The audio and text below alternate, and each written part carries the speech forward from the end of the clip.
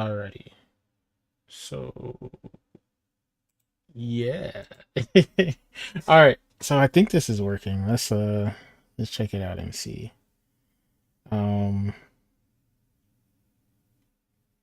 yeah, so it's been a minute since I made a video on here. My views on the markets are pretty much the same. Still technically bullish. Oh, here we go.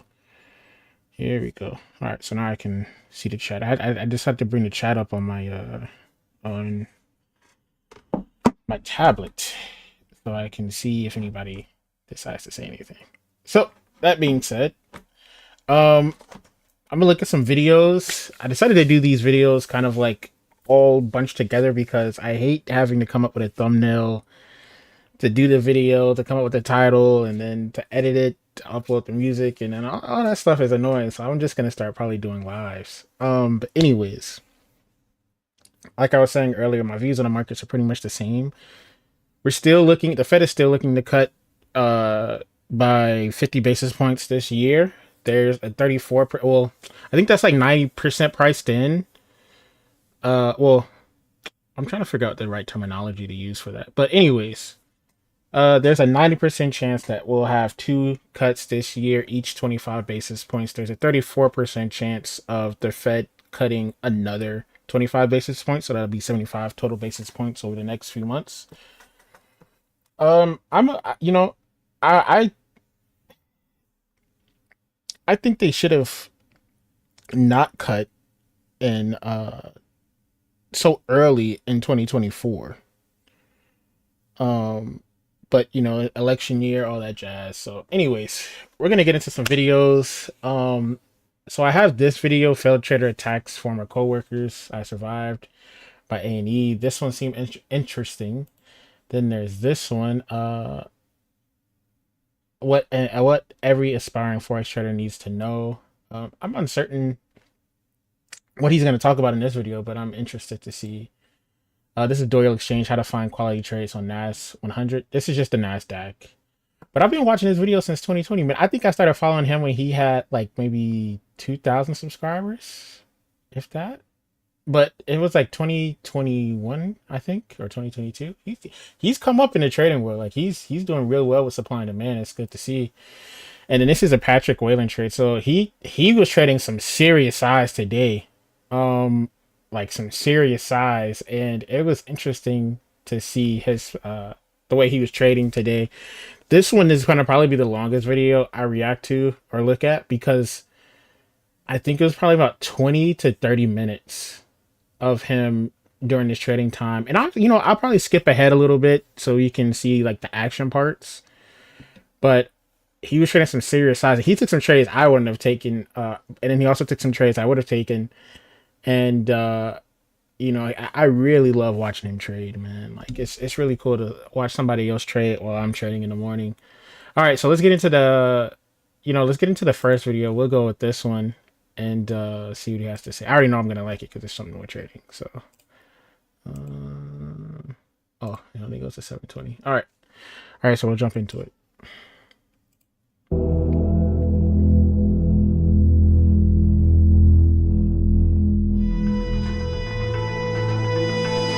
Oh, snap. This is in Atlanta. That is crazy. 25-year print. That's crazy. The late 90s were a very interesting time. The stock market was fluctuating several hundred points a day. We basically tried to take advantage of the short-term fluctuations in a stock price.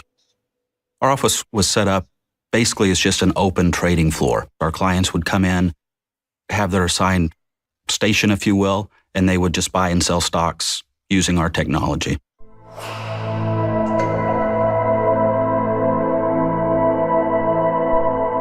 Okay, so it seems like they're just a prop firm.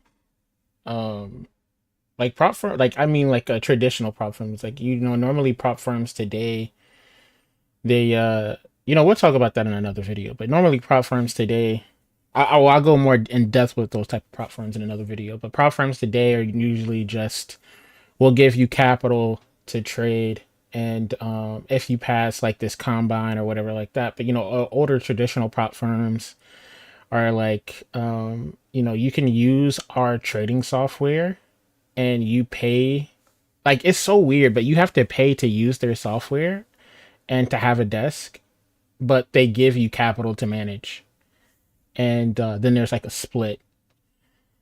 And in my opinion, sometimes they almost end up like bucket shops. Like if you've read reminiscence, I could be butchering that word, but reminiscences, I don't know, but reminiscence of a stock operator, the story about Jesse Livermore, like he used to trade on bucket shops in like the early like 1900s. Oh, hang on. I think it was the early 1900s. It was like 1907 or something like that. It was something like that when he was trading, and I'm not certain if he traded in the 1800s or not, but I think it was like the early 1900s when he was trading. And anyways, kind of going off topic, but it's an interesting concept. But this is more of a traditional prop firm where you know you just manage capital in an office setting and not just like a digital prop firm.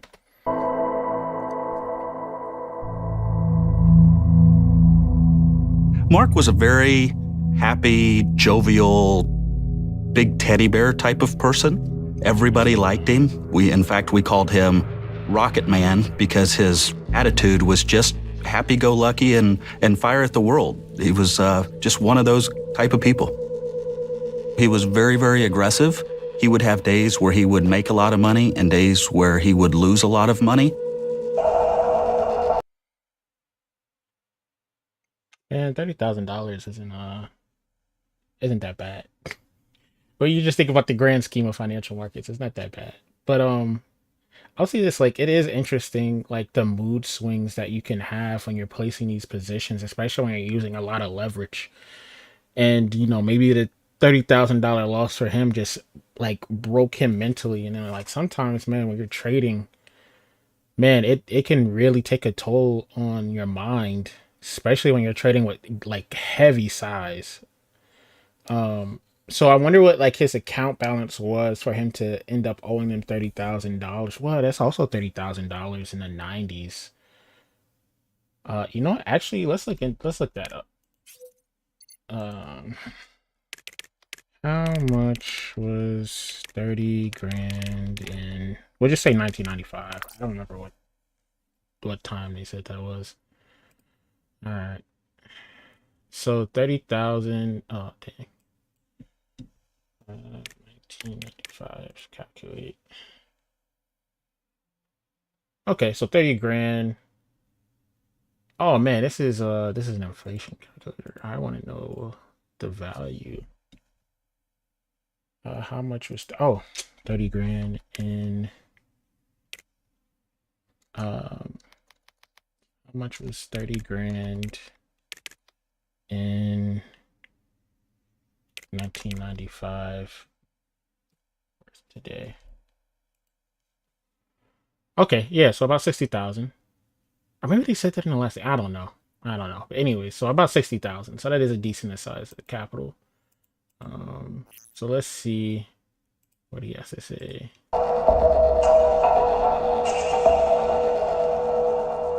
I went to him and basically said, you know what, Mark, this is not working. You've gone way too far. You owe us way too much money, and we're going to have to discontinue our relationship.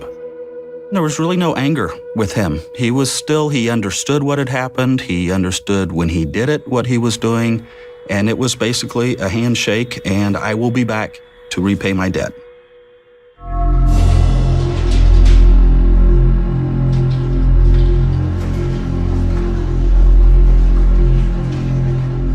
I was sitting in the conference room giving a system demonstration to a potential client when Mark came to the door and knocked on the window and said, hey, you know, I need to see you. And I said, you know what, Mark, I'll be with you in just a second. And he opens up the door, smile on his face, and he says, Brent, really, you have to come with me. You're gonna love this.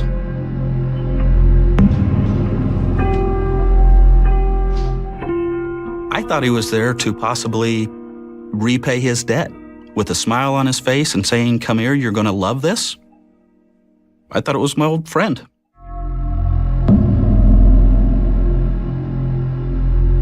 Oh my God, this sounds like it's about to be sore. They were all I don't know if it's the music, but this seems like he's gonna just walk into the office, and you know, I know I'm smiling right now, but it's just because of like how like I don't even know how to put it into words, but like it's making my heart pound a little bit because I'm thinking he's gonna go into this office space and he's just gonna see a whole bunch of like either dead people or people like maybe tied up as hostages or something like that. And this is so crazy. And this is also why I kind of like the state of myself, because when you see like I've seen so much in the trading industry, and I've seen people like take out second mortgages on their home to go all in on crypto. And not just I won't even say Bitcoin or like a stable coin or anything. Like they'll take out a second mortgage and buy like Pepe or like and you know Pepe would have been a good example, but fart we'll just say fart coin or something like that. And you know they're taking out like 30 to 100, let's say 30 grand or 100 grand on the second mortgage on their house, and they're just putting it all into this shit coin. And it was like this one guy, like his wife was like, I'm gonna leave him if he makes one more stupid decision. And he asked me if he should take out the second mortgage, and I was like, dude, you should definitely not do this. And the thing that's crazy to me is he knew it was a Ponzi scheme, but he was like, I could get out before the everybody else knows it's a Ponzi scheme. And I mean, like, I've always wondered what happened to him, like, because I didn't get his contact information or anything like that. But I'm curious, like, what ended up happening. But you know, I say in like the world of speculation, we kind of all have like these sure bets, and we're like, this is a for sure thing. And every single time that I've done it, I've lost like crazy amounts of money, or like mental, I guess, stability somewhat, because it would affect how I would trade after that as well. So yeah, I would just say like if you could just consistently have like a set amount of capital you're willing to risk on every, you know, position or trade or bet or however you want to terminology you want to use, and just say this is my loss limit and I'm sticking to it. Yeah, you're not going to make a ton of money in a short period of time, but just mentally it's way easier to trade and accept the risk when you're having more controlled risk instead of like these wild fluctuations of I'm gonna risk 2 grand this day per trade, or I'm gonna risk 20 grand a day on every trade today. And then the the volatility in your emotions and how you view the world and how you interact with the people you love is gonna be completely different if you're just like, hey, you know, I can risk 2 grand a day, but I'm just gonna risk 200. Or yeah, I could risk 20 grand, but I'm just gonna risk 200. Yeah, you're not gonna make a ton of money, but you're gonna be consistent. Like almost every day, you can make money technically trading, unless it's just one of those days where the market isn't moving. But anyways, let's get back into the video. all closed, which was very odd for me. At first, I didn't think anything of it because he was smiling and telling me that I was going to love this, but I just had that odd feeling. He closed the door, he turned around, and the happy, jovial, dum-dum guy is gone. He is just this total blank stare looking right at me, saying, today is going to be visual. I'm thinking, okay. So I've come across like people in a lot of different professions, and um it's interesting how like it seems like this guy could be like somewhat of a, I think, a psychopath or a sociopath or something like that. I forgot which one it is where they say like you can be very charismatic and then all of a sudden um you could just your whole vibe could just switch uh in an instant. And like for me it's hard for me to mask my emotions, but like with some people they can just be super happy and then all, but they could be dying on the inside. And it's crazy to me that that's what this guy seems like. He's like he's some type of sociopath. And I've heard different people and who are like really high up in whatever industry they're in say that you kind of have to be somewhat of a sociopath to be successful in whatever industry that they're in. Like I've heard people say it about doctors. And the reason why is because, you know, you could have a patient that just died on your operating table and then have to immediately go operate on somebody else. You kind of have to put that in the back of your head. So it's kind of like you have to, compartmentalize what's going on. Or even with trading, like you could lose a ton of money and then the next you got to place another trade and just hope that you don't lose a ton of money all over again. You kind of have to put things in the back of your head, even though you're kind of going through a traumatic experience. And it seems like this is pretty much what this guy had. And he just had some bad luck in whatever positions he was trading. Especially back then, it's crazy that somebody lost that type of money. He was probably trading with a ton of leverage because in the 90s, everything was just going up. Or maybe I think they said this was in the 90s, but I'm not going to go back. We're just going to say it's the 90s. But yeah, the markets were just rallying like crazy back then.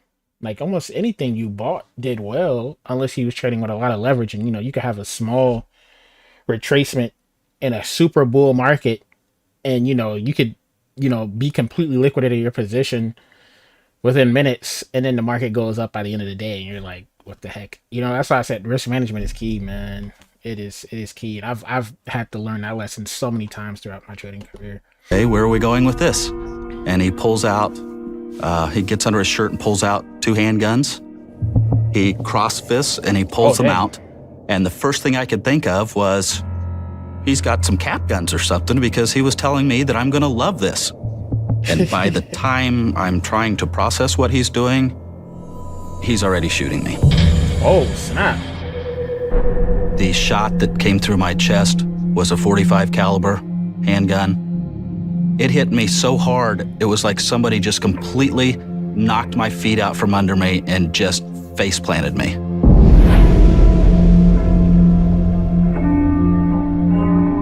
I see the blood and I'm thinking, that's my blood. Those are shell casings that just hit me. I'm gonna die today.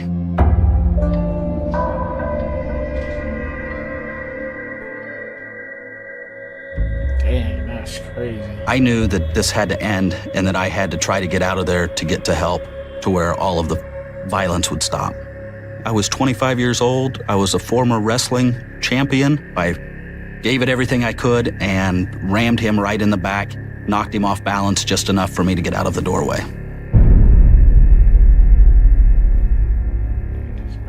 Ooh, dang, this is crazy. As I'm running out of the conference room, he shoots me in the back, he shoots me in the left arm, and a last one as I was turning the corner was the 5th bullet was a grazer across my cheek.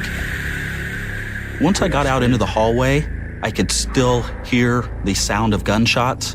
I knew that he wasn't right behind me, but I didn't know where he was. I feared that he would possibly go towards the exit of the building, expecting that that's where I would be going.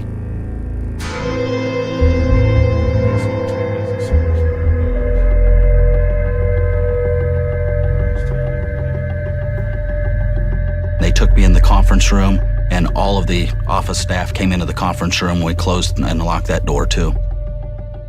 There was a lot of confusion at that point. When the first person called 911, I could hear the conversation going back and forth. The 911 operator said, "Ma'am, there's already police and paramedics there." And she said, "No, this guy is the first to be shot. There is nobody here." Oh, dang.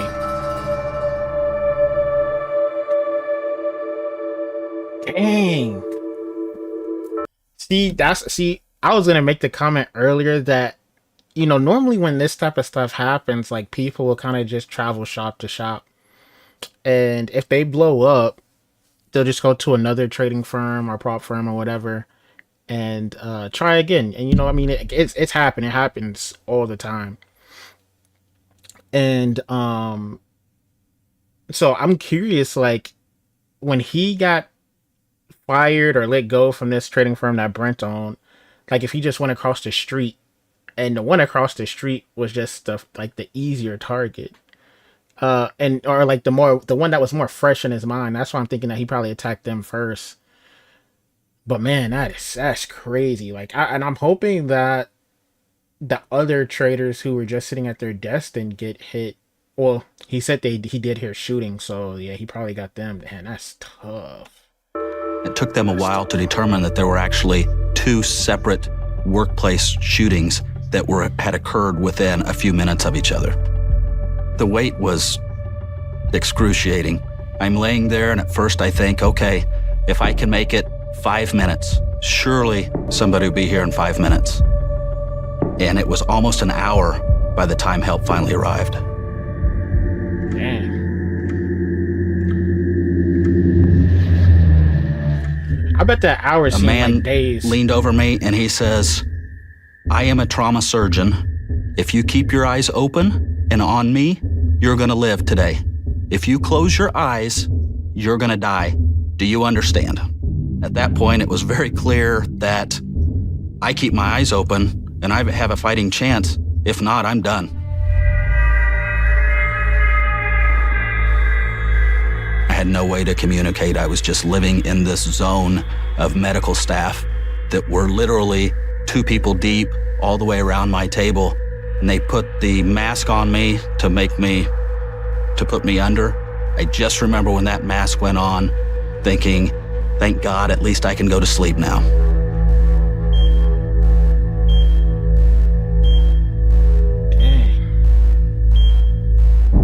The first shot with the .45 hit me right in the chest, and it missed my heart by 1 millimeter, and then missed my spine by about 1 inch when it exited. Dang.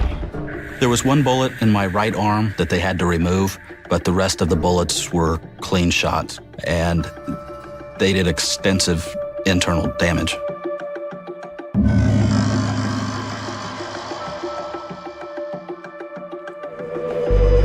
Yo, it's crazy to me how, like, I'm not, like... First off, they're cowards anyways to just go shooting defenseless people. But it's crazy that they just end up killing themselves afterwards. And I'll say this, like, I had a friend in high school who I thought would, like, I never would have thought that he would do the things he did. And then, in my opinion, me knowing him, I'm thinking that, like, he killed himself because he was high when he did what he did. And then when he realized what he had done, because these weren't targeted attacks, these are just random people. And I'm thinking he killed himself because after he came down from being high. But it's like, I will always be an advocate for people not taking drugs because of that. Like, you could be the most chillest person and you get high on whatever drug that is out there that I don't know what he did that day, but it's like you are not thinking and have complete control over your thoughts or what you do when you're in that state. And it blows my mind how these people would just end up killing themselves. And I was like, I'm curious if, like, this guy was in a similar situation as, like, my friend from high school, or if it was a situation to where he just wasn't high, just was like, I'm enough is enough, and just had that switch in his brain where he was like, I'm just gonna go kill these people because I can't deal with my own actions. And that's what I think it really takes for anybody to be a successful trader, is just being able to be every trading decision that we make is our own decision. Nobody should influence us to make a trading decision. Now, we could share analysis and all that type of stuff, but you have to be the one that pushes the button. So when you lose money, it's on you. When you make money, it's on you. And you have to be able to live with those decisions. But it just seems like this guy wasn't able to live with his own decisions of being, in my opinion, he's probably a shit trader and investor. Or maybe he just had, like, some bad luck. But that's crazy, man. Like, it's always been weird to me how people could take innocent people's lives because of their fucked up life or experiences.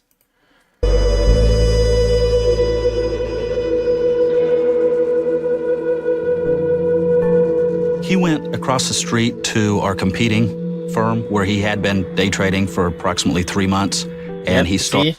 See, I said, like, he probably went across the street where he got let go from this guy and traded at the other place. Started in shooting all of the traders, office manager, receptionist, prior to coming into our office and doing the same thing.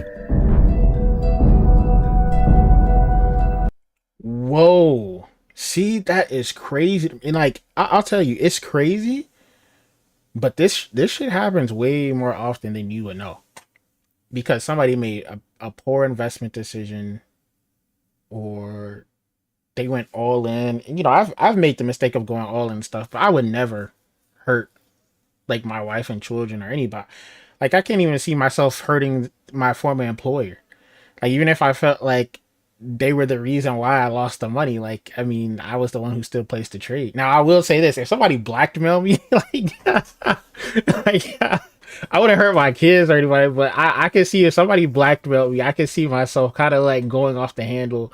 If somebody was like, yeah, like he's the one that placed this trade that lost the company $1 billion, and then now I gotta go to jail and all. Yo, I could see myself crashing out on that specific person, but I just don't see how people have this mental breakdown to where they can't accept the decisions that they made from an investment standpoint, man. Like I said, he's probably just a shit trader, and like maybe he could have